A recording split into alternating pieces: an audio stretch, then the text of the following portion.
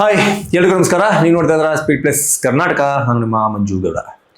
ನಟ ದರ್ಶನ್ ಅವರ ವಿಚಾರದಲ್ಲಿ ಅಂದರೆ ರೇಣುಕಾ ಸ್ವಾಮಿ ಕೊಲೆ ಪ್ರಕರಣದ ವಿಚಾರವಾಗಿ ಒಂದಷ್ಟು ಅಪ್ಡೇಟ್ಗಳು, ಒಂದಷ್ಟು ಹೆಚ್ಚುವರಿ ಚಾರ್ಜ್ ಶೀಟ್ ಇದೀಗ ಕೋರ್ಟನ್ನು ಸೇರಿದೆ ಅಂತ ಹೇಳಬೇಕು.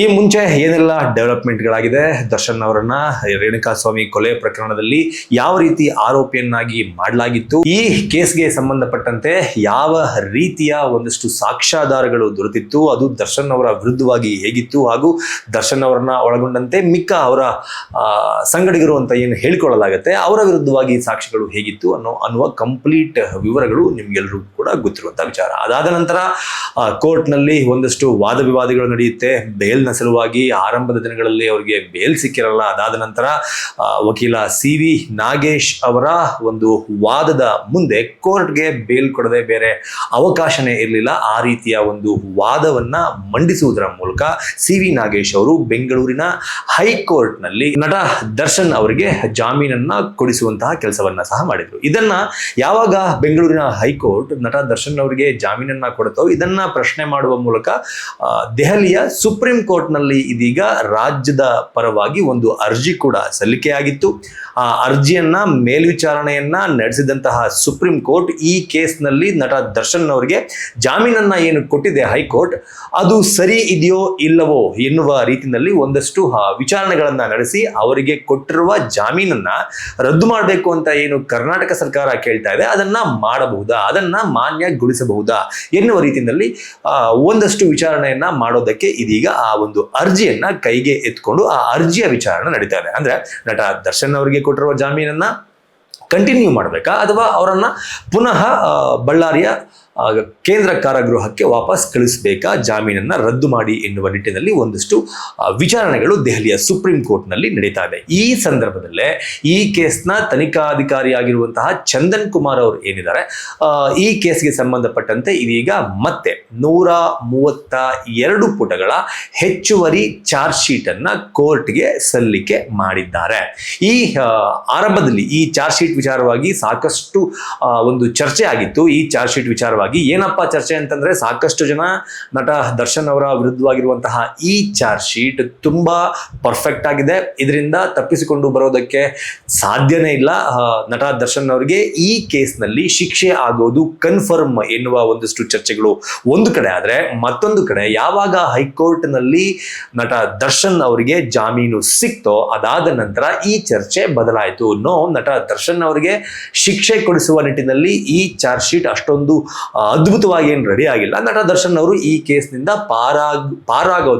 ಪಾರಾಗಿ ಹೊರಗಡೆ ಬರೋದಕ್ಕೆ ಸಾಕಷ್ಟು ಲೂಪ್ ಹೋಲ್ಗಳು ಈ ಚಾರ್ಜ್ ಶೀಟ್ ನಲ್ಲಿ ಇದೆ ಎನ್ನುವ ಚರ್ಚೆ ಅವರಿಗೆ ಜಾಮೀನು ಸಿಕ್ಕ ನಂತರ ಮುನ್ನೆಲೆಗೆ ಬಂದಿತ್ತು. ಇದೀಗ ಹೊಸ ಚಾರ್ಜ್ ಶೀಟ್ ನಲ್ಲಿ ಅಂದ್ರೆ ಈ ಎರಡೂ ಚರ್ಚೆಗಳನ್ನ ಗಮನಿಸಿದ್ದಂತಹ ಪೊಲೀಸರು ಈ ಚಾರ್ಜ್ ಶೀಟ್ ನಲ್ಲಿ ಆಗಿರುವಂತಹ ಒಂದಷ್ಟು ತಪ್ಪುಗಳನ್ನ ಸರಿಪಡಿಸಿಕೊಳ್ಳುವ ನಿಟ್ಟಿನಲ್ಲಿ ಈ 132 ಪುಟಗಳ ಚಾರ್ಜ್ ಶೀಟ್ ಅನ್ನ ಕೋರ್ಟ್ಗೆ ಸಲ್ಲಿಕೆ ಮಾಡಿದ್ದಾರೆ. ಅಂದ್ರೆ ನಟ ದರ್ಶನ್ ಅವರಿಗೆ ಶಿಕ್ಷೆಯನ್ನ ಕೊಡಿಸುವ ನಿಟ್ಟಿನಲ್ಲಿ ಯಾವೆಲ್ಲ ರೀತಿಯ ಸಾಕ್ಷ್ಯಗಳನ್ನ ಸಂಗ್ರಹ ಮಾಡಬೇಕೋ ಆ ರೀತಿಯ ಸಾಕ್ಷ್ಯಗಳನ್ನ ಈ 132 ಪುಟಗಳ ಚಾರ್ಜ್ ಶೀಟ್ ನಲ್ಲಿ ಸಂಗ್ರಹ ಮಾಡಲಾಗಿದೆ. ಅದರ ಜೊತೆಗೆ ಒಂದಷ್ಟು ಮೊಬೈಲ್ಗಳನ್ನ FSL ರಿಪೋರ್ಟ್ಗೆ ಕಳಿಸಲಾಗಿತ್ತು. ಆ FSL ರಿಪೋರ್ಟ್ ಕೂಡ ಇದೀಗ ಬಂದಿದೆ.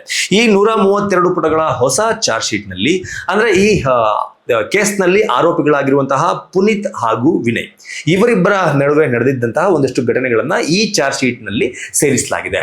ಪುನೀತ್ ಅವತ್ತು ಪಟ್ಟಣಗೆರೆ ಶೆಡ್ ನಲ್ಲಿ ಇದ್ದಂತಹ ನಟ ದರ್ಶನ್ ಅವರ ಬಳಿ ಫೋಟೋವನ್ನ ತೆಗೆಸಿಕೊಂಡಿದ್ದ ಎನ್ನುವ ಮಾಹಿತಿ ಪೊಲೀಸರಿಗೆ ಸಿಕ್ಕಿತ್ತು.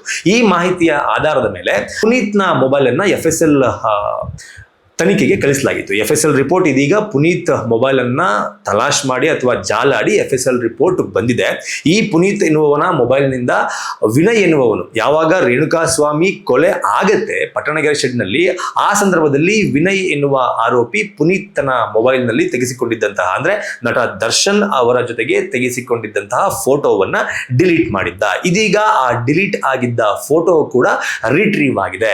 ಅದನ್ನು ಕೂಡ ಈ 132 ಪುಟಗಳ ಚಾರ್ಜ್ ಶೀಟ್ ನಲ್ಲಿ ಸೇರಿಸಲಾಗಿದೆ ಅಂತ ಹೇಳಲಾಗ್ತಾ ಇದೆ.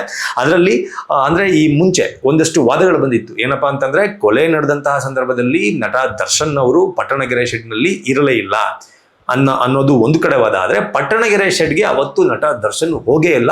ನಟ ದರ್ಶನ್ ಹೋಗಿರೋದಕ್ಕೆ ಯಾವುದೇ ರೀತಿಯ ಸಾಕ್ಷ್ಯಾಧಾರಗಳಿಲ್ಲ ಎನ್ನುವ ನಿಟ್ಟಿನಲ್ಲೂ ಕೂಡ ಸಾಕಷ್ಟು ವಾದ ವಿವಾದಗಳು ನಡೆದಿತ್ತು. ಆ ವಾದ ವಿವಾದಗಳ ಸಲುವಾಗಿ ಈ ಒಂದು ಚಾರ್ಜ್ ಶೀಟ್ ಅನ್ನ ಸಲ್ಲಿಸಲಾಗಿದೆ.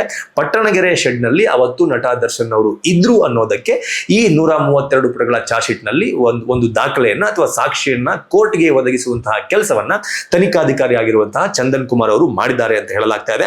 ಅದರ ಜೊತೆಗೆ ಫಸ್ಟ್ ಏನು ಚಾರ್ಜ್ ಶೀಟ್ ಅನ್ನ ಸಲ್ಲಿಕೆ ಮಾಡಲಾಗಿತ್ತು ಕೋರ್ಟ್ಗೆ, ಆ ಚಾರ್ಜ್ ಶೀಟ್ ನಲ್ಲಿ ಮಾಡಲಾದಂತಹ ಒಂದಷ್ಟು ಲೋಪದೋಷಗಳನ್ನ ಈ ಚಾರ್ಜ್ ಶೀಟ್ ನಲ್ಲಿ ಸರಿ ಮಾಡಿಕೊಳ್ಳಲಾಗಿದೆ ಅನ್ನೋದು ಕೂಡ ತಿಳಿದು ಬರ್ತಾ ಇದೆ. ಅದರ ಜೊತೆಗೆ ಈ ಕೇಸ್ ನಲ್ಲಿ ಸಾಕಷ್ಟು ಪೊಲೀಸ್ ಅಧಿಕಾರಿಗಳ ಹೆಸರು ಸಹ ಕೇಳಿ ಬಂದಿತ್ತು. ಆ ಪೊಲೀಸ್ ಅಧಿಕಾರಿಗಳ ಸ್ಟೇಟ್ಮೆಂಟ್ ಅನ್ನ ಸಹ ಈ ಒಂದು ಚಾರ್ಜ್ ಶೀಟ್ ನಲ್ಲಿ ಸಲ್ಲಿಕೆ ಮಾಡಲಾಗಿದೆ. ಅಂದ್ರೆ ನಟ ದರ್ಶನ್ ಅವರಿಗೆ ಶಿಕ್ಷೆ ಕೊಡಿಸುವ ನಿಟ್ಟಿನಲ್ಲಿ ಈ ಕೇಸನ್ನ ಕರ್ನಾಟಕ ಸರ್ಕಾರ ಗೆಲ್ಲುವ ನಿಟ್ಟಿನಲ್ಲಿ ಯಾವೆಲ್ಲ ರೀತಿಯ ಪ್ರಯತ್ನಗಳನ್ನ ಮಾಡಬೇಕು, ಯಾವೆಲ್ಲ ರೀತಿಯ ಸಾಕ್ಷಿಗಳನ್ನ ಈ ಕೇಸ್ನ ವಿಚಾರವಾಗಿ ಕೋರ್ಟ್ಗೆ ಕೊಡಬೇಕು, ಆ ಎಲ್ಲಾ ಸಾಕ್ಷಿಗಳನ್ನ ಈ 132 ಪುಟಗಳ ಹೊಸ ಚಾರ್ಜ್ ಶೀಟ್ ನಲ್ಲಿ ಸೇರಿಸಲಾಗಿದೆ ಎನ್ನುವ ಮಾಹಿತಿ ಇದೀಗ ಬರ್ತಾ ಇದೆ. ಏನನ್ಸುತ್ತೆ ನಿಮ್ಗೆ ಈ ಒಂದು ಹೊಸ ಅಪ್ಡೇಟ್ ಅನ್ನ ಅಥವಾ ಹೊಸ ಬೆಳವಣಿಗೆಯನ್ನ ರೇಣುಕಾಸ್ವಾಮಿ ಕೊಲೆ ಪ್ರಕರಣದಲ್ಲಿ ನೋಡಿದಾಗ ಅನ್ನೋದನ್ನ ಕಮೆಂಟ್ ಬಾಕ್ಸ್ ಮೂಲಕ ತಿಳಿಸಿ ಅಂತ ಕೇಳ್ಕೊತಾ ಈ ವಿಡಿಯೋನ ಮುಗಿಸ್ತಾ ಇದ್ದೀನಿ.